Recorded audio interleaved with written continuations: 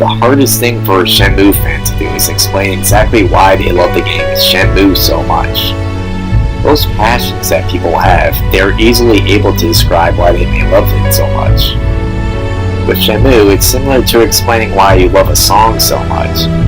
The most you could say is that you like the way it sounds, but songs appeal differently to each person. And that is the case with the game Shenmue. I describe Shenmue as being a beautiful song, which is funny because the music in the game is also beautiful sounding.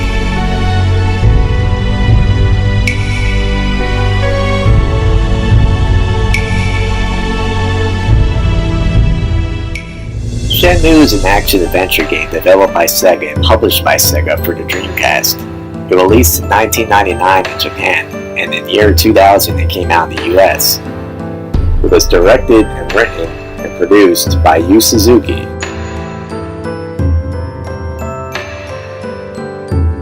The story is set in 1986 Japan and follows the story of a young martial artist named Ryu Hazuki, who comes home one day to discover that his father was killed by a skilled martial artist named Lam Di, who also steals a mysterious item called the Dragon Mirror, which was hidden underneath the cherry tree. What kind of makes you wonder what other strange artifacts could be underneath that tree? Perhaps a bottle of Chateau from 1943. Then, main character Ryu Hazuki sets out on a quest to avenge his father's death, and to find out why it happened in the first place. While the story may seem simple on paper, it's actually quite deep with many layers. While the story is a major part of the game, the gameplay itself is massive and allows endless possibilities. The game combines open-world exploration, arcade-style fighting battles, and quick-time events. Its environmental detail was considered unprecedented at the time. Almost every aspect in the world is interactive. There's also a day and night system. Every time the day ends, you also get this amazing night sequence, and I just love that music. There's also varying weather effects, non-playable characters with daily lives and schedules, and various minigames, and realistic Japanese toilets. Can someone tell me how to use this thing? After years of playing Shenmue, every playthrough remains different. I've played through the game a number of times. There is always a new hidden scene, combat move, or secret that I discover. The game is also very spiritual. In fact, it is the most spiritual game I've ever played. It's even deeper than most movies. You don't just play this game, you experience it. You experience life lessons alongside the main character Ryu. These life lessons and words will follow the player in their real lives.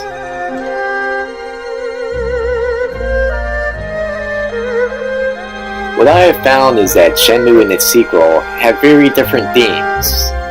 But for this video, we'll just focus on the first game's theme. Shenmue 1's theme is about dealing with grief and loss. The first few days after Ryu's father dies, the music in the game is very bleak.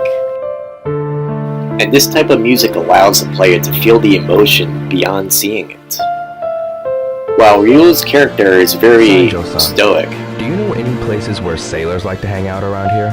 You can tell he is in great pain through his actions and perseverance to find the person responsible for his father's death and why. Ryu wants revenge regardless of his friends warning him against it, and no one's words can change his mind. I don't know if I'll be able to, but please forgive me. While I never lost a father, my cousin has, and I remember playing this game and picturing my cousin going through a similar grief as Ryu.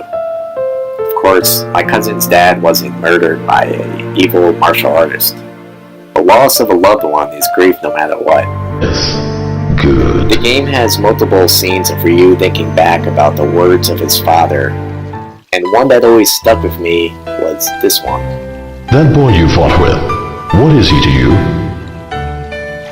A friend from school. And what is a friend? Well, a friend is a friend. That's right. Just as a parent is a parent, a friend is nothing other than a friend. But listen, Ryo. Parents often die before their children. Oh, That's the law of nature.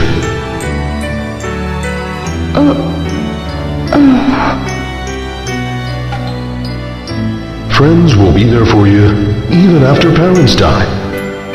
So treasure your friends.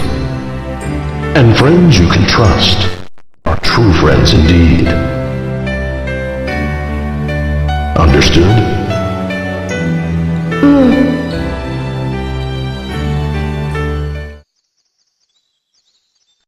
It's such a simple yet heartfelt scene, and representative of what happens when someone loses someone. When you lose someone, you start to remember things that they said, and all of a sudden those things make sense and are relevant. It's a scene I'll never forget.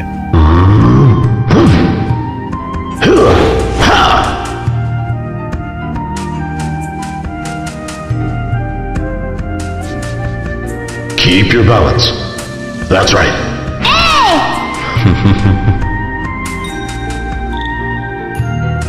Now listen. Tighten up your abdomen. Straighten up. Find your center of balance.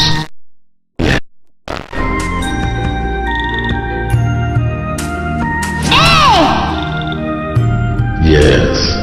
Good. For Shenmue isn't without its flaws. Do you know anyone The who game can does have translate some random Chinese? dialogue like I can this. read Italian. Yeah, great. But I need someone who knows Chinese. Oh, that's too bad, huh? Italian is so nice. Carino, amore, Makanozomi heartbeat so fast, huh?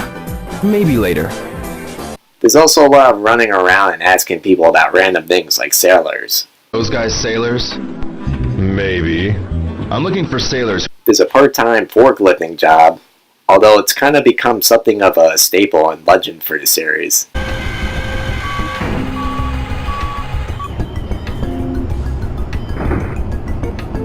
The controls take some getting used to, and aren't as good as modern games. Sorry, are you okay?